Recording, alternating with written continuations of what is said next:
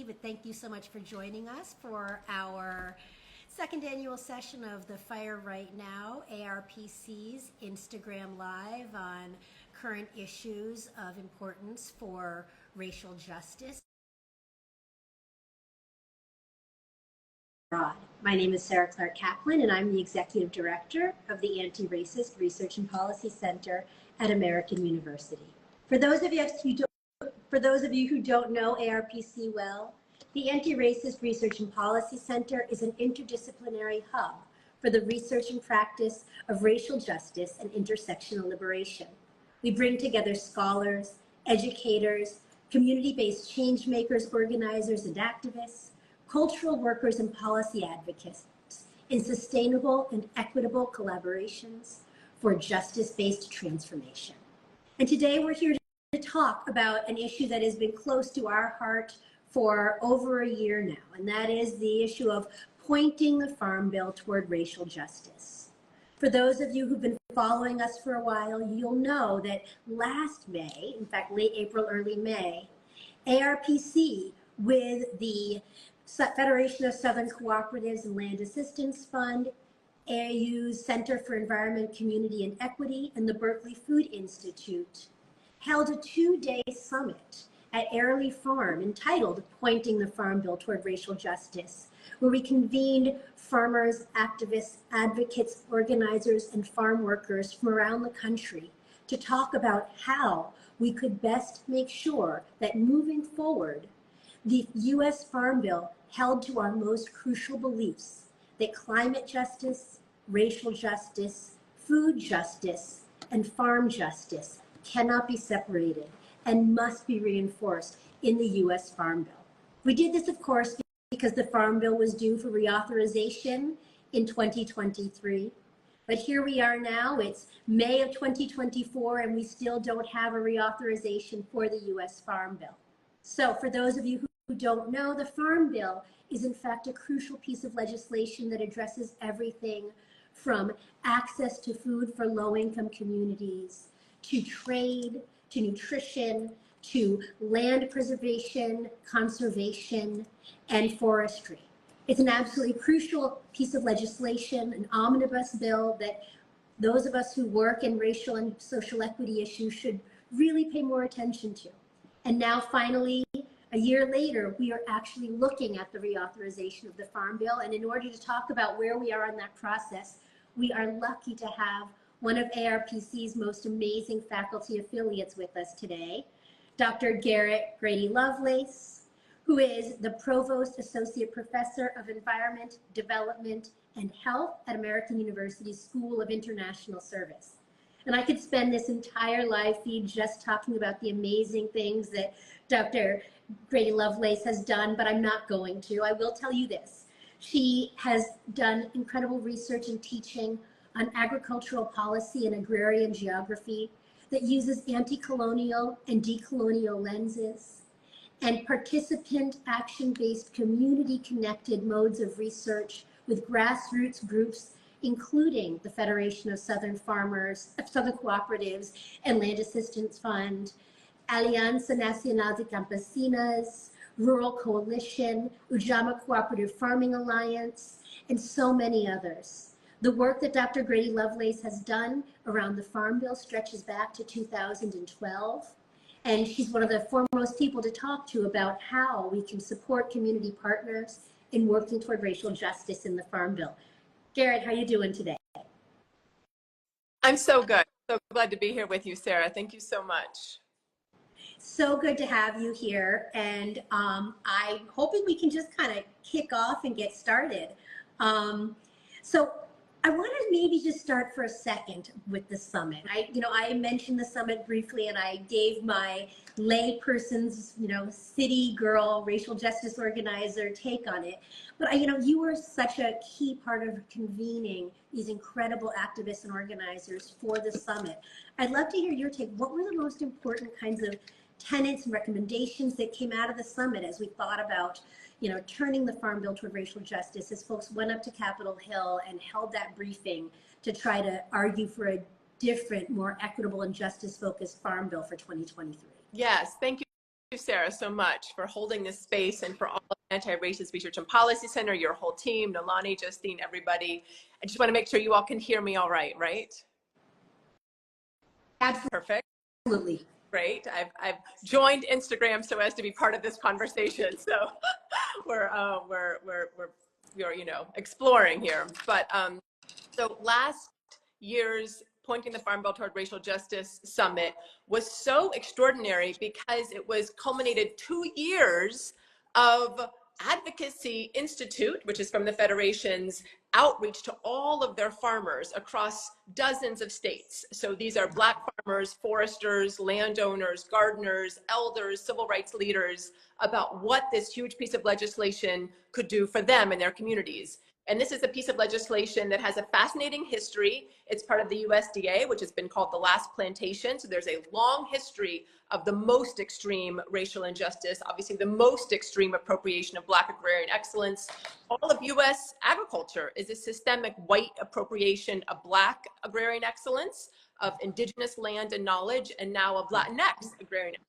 So the kind of beast of racism is so intense, and yet the Federation, as you know, has been tirelessly working for these transformations for so many decades, and then for 2 years doing regular outreach after the pandemic. So think about just the kind of, a lot of people don't even have internet, broadband, and then culminated with the set of demands, you know, for the Farm Bill 2023, which we thought was going to happen last year. And then we had the honor at American University of hosting it in Piscataway Lands in DC with the congressional briefing, and Monacan Lands at Airlie in Northern Virginia. And frankly, it was the largest gathering of Black farmers and cooperatives in DC working on Farm Bill since the 1992 Caravan, which set the stage for the whole Pigford class action civil rights lawsuit. So this kind of extraordinary legacy. And we had invited Alianza Nacional de Campesinos, so the farm worker women leadership, as well as Rural Coalition, National Family Farm Coalition, HEAL, this kind of amazing roster of advocacy. And frankly, Sarah, there was such a sense of optimism this time last year. And I think about the coalitions that are working toward the Farm Bill. I've been working on like 4 farm bills. Many of the people I work with have worked on 8, 9, 10, Mr. Ben Burkett and Mr. John Zippert, Lorette Picciano. And even they say that right now, the grassroots work on the Farm Bill is unprecedented. People are so intersectional. They're thinking so integratively. It used to be that if you focused on soils, you focused on soils. If you were interested in climate, you were over here. If you worked on labor justice, racial justice, you were in different corners in different camps. And now these young activists in particular know that labor is racial justice, which is climate justice. And so the theme of the summit was that really drawing from what was already happening in the movements, which was a deeply integrative and intersectional approach to ag policy, is foundational for all of our health and for land sovereignty. And not just in the US, I mean, every village in the world is impacted. Now, cut to a year later, and the optimism of our toolkit and even the videos that we captured from the summit, a little more dampened by the House version, which just got launched last week. And maybe we can jump into that, but I'll just, all of our Instagram listeners, do check out the toolkit because it's a beautiful summary of years worth of advocacy and then the breadth of the coalitional work. So that has a really nice overview of the kind of inspirational demands that all of the movements have been working toward and articulating so beautifully. Absolutely. And thank you for that shout out. I mean, Garrett, your work on the toolkit and your advising and consulting with us was invaluable, as were our colleagues and comrades at the Federation for Southern Cooperatives, who read so many versions and offered us so many pieces of feedback and guidance on their phenomenal archival photos of farmers going back to, you know, the early civil rights movement. It's a phenomenal document. And I will say, just on the young farmers issue, Garrett, I do want to give a shout out to young farmers because, you know, I have been moving into the world of Instagram slowly, but I have been following on Instagram some of the work that they've been posting around this most recent Farm Bill reauthorization. And you're right, their intersectional analysis, their understanding of how race and economics and climate and gender and immigration issues all come together when we're talking about the Farm Bill are just, it's so on point and so important. And it's one of those really great examples of where, when we look to those whose voices are often not taken seriously in certain kinds of campaigns, when we imagine farmers to only be old, to only be white, to only be located in the Midwest, that we are really missing like the complexity of these issues and how important they are. So let's turn for a minute to where we are, right? So we sat for a year, nothing happened. Congress couldn't even get a budget through, let alone turn to the Farm Bill reauthorization.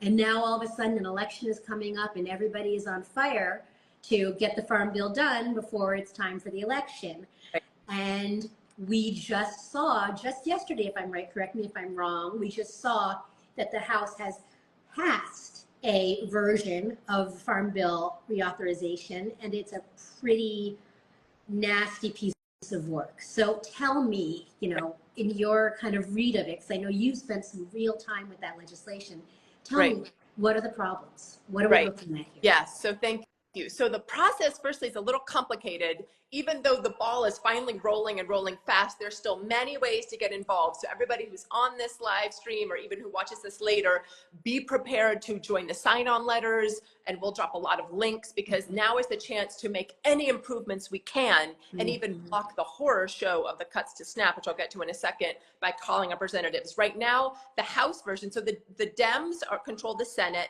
so they put forth a release of their provisions earlier this month. It was more bare bones. It did, I will say, the one good thing is at a farm worker and worker advisory committee. Labor is not in the Farm Bill. It's 1,000 pages. It's $1 trillion+ over its life cycle, each Farm Bill, and it doesn't include labor, which is itself an extraordinarily classist, racist, and sexist, deliberate omission. Let's not forget, this is not an accident. And so labor falls through the cracks of immigration and Health and Human Services and OSHA and Department of Labor, and obviously not in the USDA. So just to have the inroads of having an advisory committee is a step in the door. And that is frankly only because of Rural Coalition, Alianza Nacional de Campesinas, the amazing farm worker organizations, HEAL Alliance. So because of the pressure, there's finally some inroads in the Senate Dem version.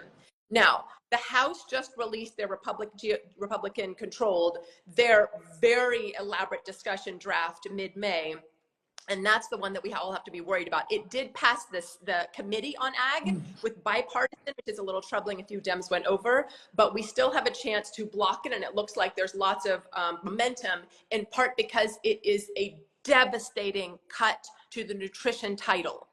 Now, right now, after the pandemic, 1 in 3 families in the United States, one of the richest countries in the world, is technically food insecure. It is rampant. It is all throughout the cities, urban, rural, indigenous reservations, deep in the Delta, right here in the district.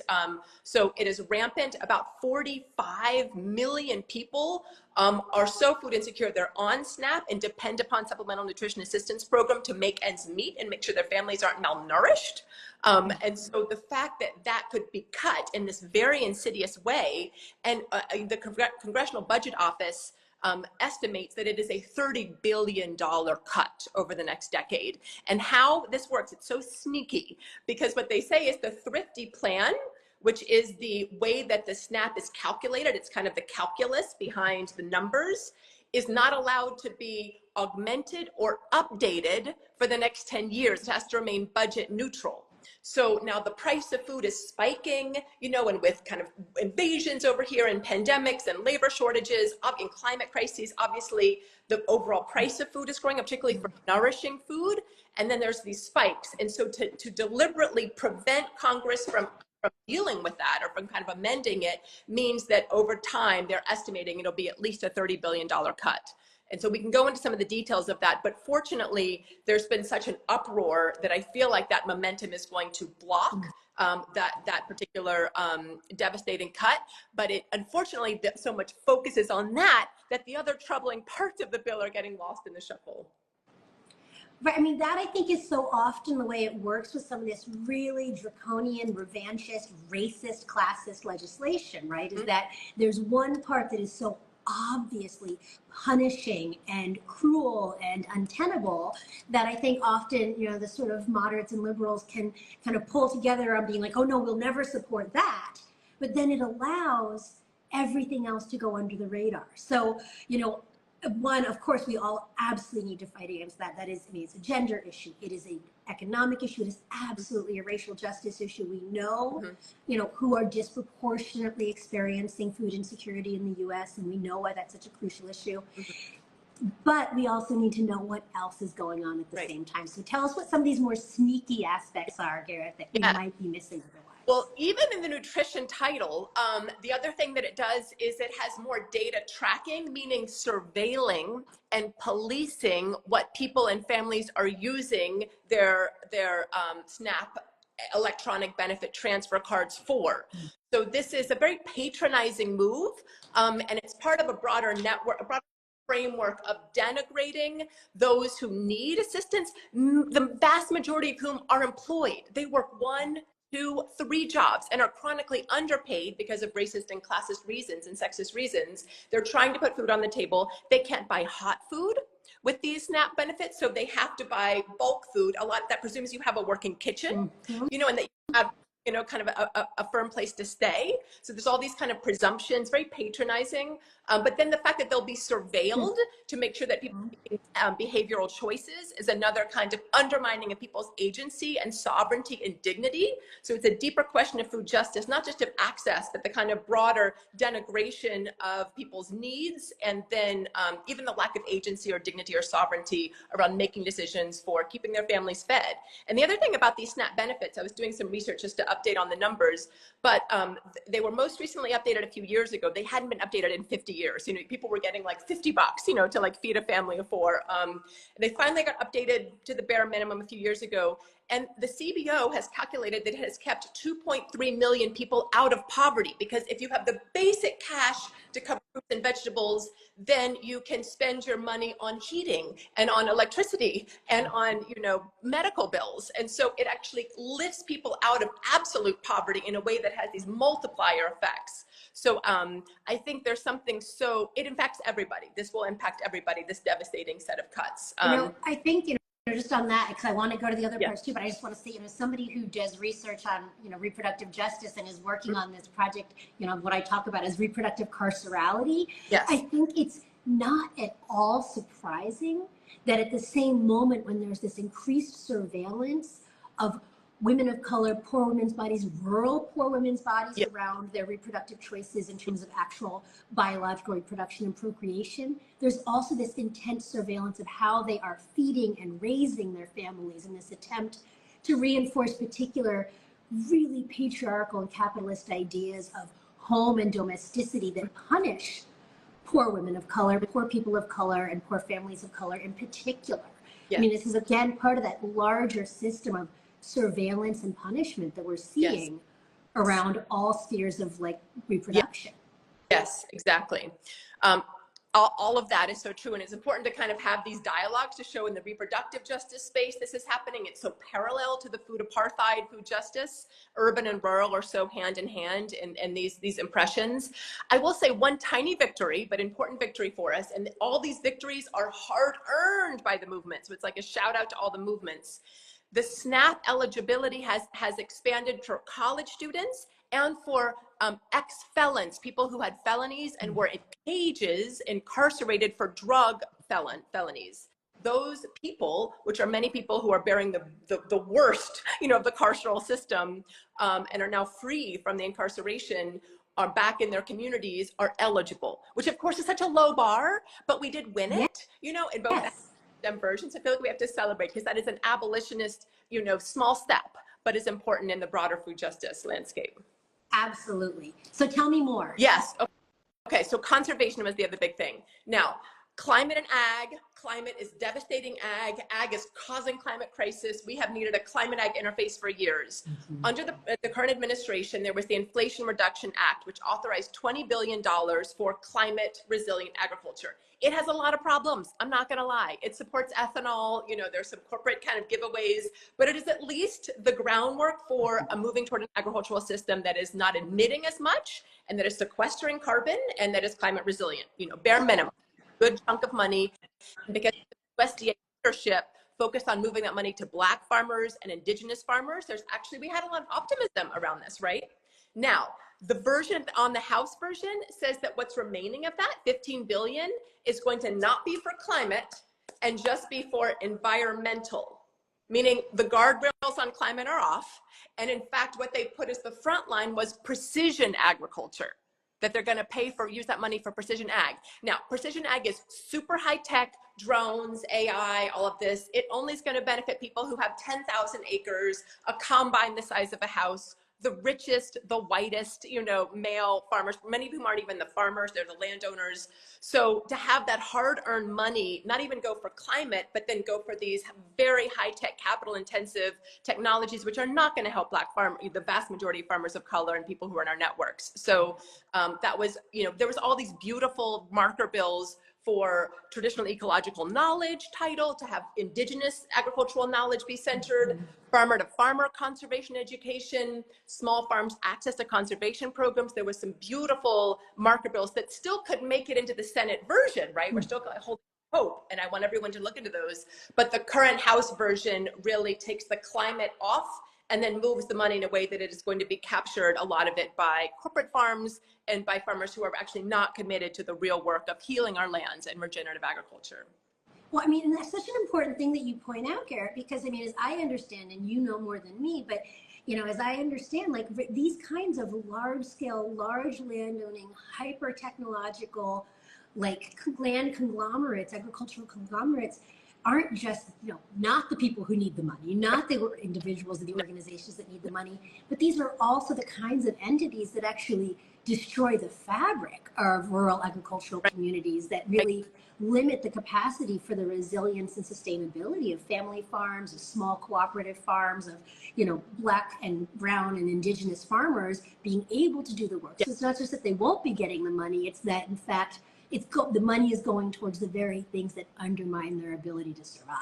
Yes, exactly. You have fields, a 10,000 acre monocrop field. Granted, with precision ag, it could use less water, than if you were just dumping water. But why not transition that to agroecological mixed farming systems stewarded by people who've been doing the work of regenerative agroecological farming for millennia, or for centuries or for decades. So even another quick example, a lot of money from that broader IRA refunding is going into EQIP, which is Environmental Quality Incentive Program, which is a great program for Black farmers, for small scale farmers, for Latinx farmers, for farmers of color, because you don't need a huge land base for it. It's historically been quite flexible. So the farmers in our networks have loved EQIP and are very excited about more funding for it. But what this does, the House version, is that it has 50% of EQIP earmarked for livestock, which is CAFOs, confined animal feeding operations, which are mega industrial livestock operations, which have totally enough money to clean up their own manure pits. And these are environmental injustice disasters. And now taxpayer money is going to subsidize CAFOs for getting rid of their manure lagoons, and kind of fueling that beast. So I feel like there's a lot of tragedies woven into what could have been and what still might be, but what the House Republican version derails a lot of the environmental momentum that was being built. Again, because of these grassroots movements pushing and pushing and pushing. Okay, so we have two things now that we know we really have to be calling, signing on to the letters for, paying attention to. We know we have to be really pushing around conservation and really getting that focus back on climate in ways that will benefit the kinds of work that we really want to be seeing happening. We know that we have to be really pushing on nutrition and making sure that there isn't this kind of carceral logic being imposed around disciplining and surveilling and limiting food access. What else are we looking at here? Land access. So all the farmers we work with know that they've had incredible land loss. Land has been thefted away, obviously from indigenous. That's the whole colonial settler logic of our nation. But also Black farmers after Reconstruction had an enormous amount of land respective to the oppressive forces that were bearing upon them after liberating themselves from slavery. Kind of an extraordinary 1920s. You had so much momentum around Black land tenure, and that has been systematically taken through heirs property, and through fractionated land and through a few other kind of very insidious ways. So land access for Black farmers, indigenous farmers, immigrant farmers, young farmers, cooperative farmers has been key. So the Land Access, let me get the name right, Increasing Land Access, Security and Opportunities Act, LASSO, all of our ally orgs have put LASSO Act into their marker bills, and it is very integrative. There's been a lot of excitement. It opens up a lot of farm succession, stops barriers for historically underserved farmers and ranchers. There's a lot of momentum around how this is going to increase, cooperative land tenure. The House bill not only fails to include LASSO, but then does this very insidious thing. The other bill that a lot of our National Family Farm Coalition, Land Loss Prevention, National Black Justice Food Alliance, all these orgs, was a Farmers for Farmland bill, which means corporate actors can't just grab up the land. So big corporations and massive venture capitalists, and Bill Gates and these kind of huge corporate actors can't just grab the best land in these big land deals. But instead of moving in that direction to stave off corporate land ownership and kind of implement the LASSO Act, the House version criminalizes foreign-owned land. So the Agriculture and Foreign Investment Disclosure Act, AFIDA, says that anyone who has from Chinese nationals, which is like, there's so many racist people, in these operations, that would mean anyone who is Asian would get kind of in this dragnet of racism, anti-racism, and anyone who has affiliations with countries that are seen as adversary nations, meaning who are affiliated with the state sponsor of terrorist lists, which means anyone who has connections to Cuba, Venezuela, Iran, Russia, North Korea, and maybe this could be extended to Palestine and Yemen, we're not sure, it's deliberately vague, would be prevented from purchasing agricultural land. So there's been, these state bills have already been brewing in state legislatures, kind of criminalizing Chinese. Very problematic. It's like a neo-Chinese exclusion act. A lot of advocacy orgs have had the red flags. This is the beginning of what led to the incredibly racist incarceration of Japanese Americans. And so there's been a lawsuit, people have sued to say this is flat out unconstitutional, much less unethical. And it is true that the Federal Appeals Court did block the Florida ban on Chinese land, calling it a felony. The Florida tried to make it a felony for Chinese land ownership. And that got blocked by a federal appeal a few months ago, but now it's in the House version, and it is so troubling, Sarah. It is so racist. What are we gonna do? I mean, this is such I love, this is a horrifying thing, and I absolutely love that you are connecting this back to this long history that takes us, this takes us, like 150 years back, but we're looking at a long history here of, these multiple histories of Chinese exclusion, you're right, of Japanese internment and land seizure, right? This kind of construction of the fear of the foreign landowner has been used over and over again to make sure that immigrant communities or even US born communities who still have diasporic ties do not have access to land. And it's just pure nativism, right? We know it is pure nativism. And we know that right now at a time where,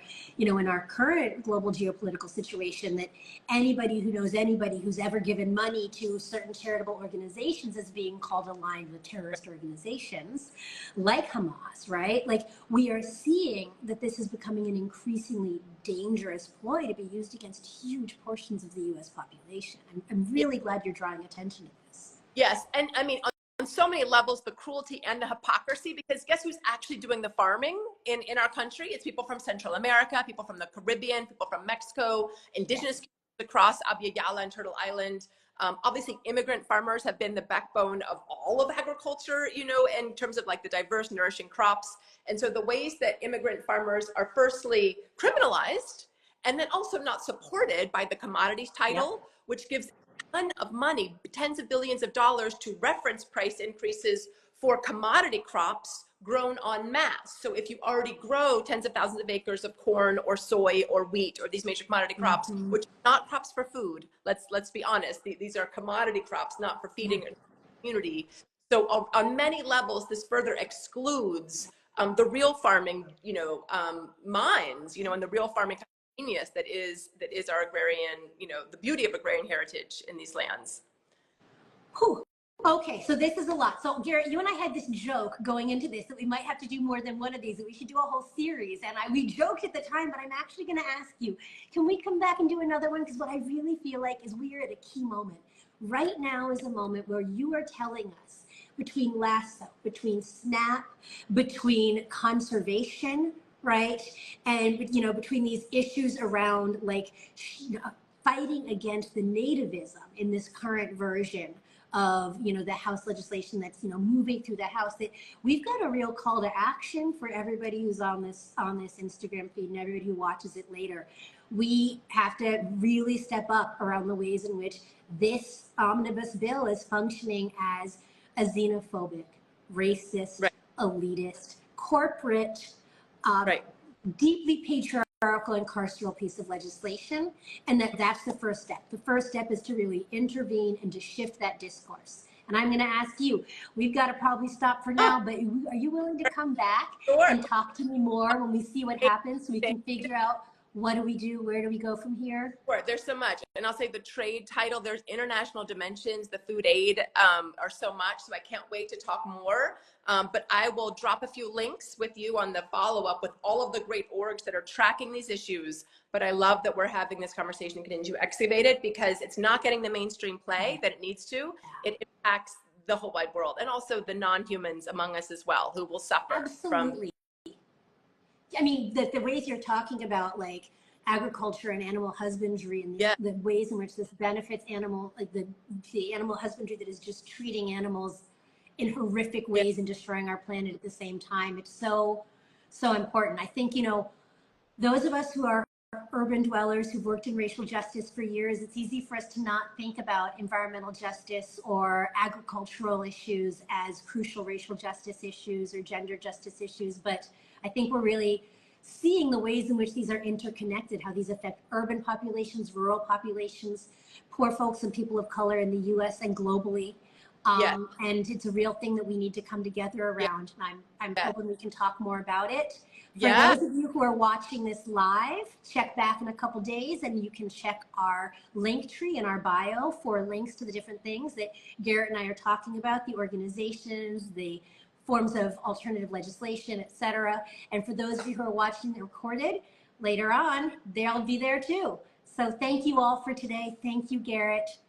Thank you, Sarah. Thanks all. Lots of work to do. Yep.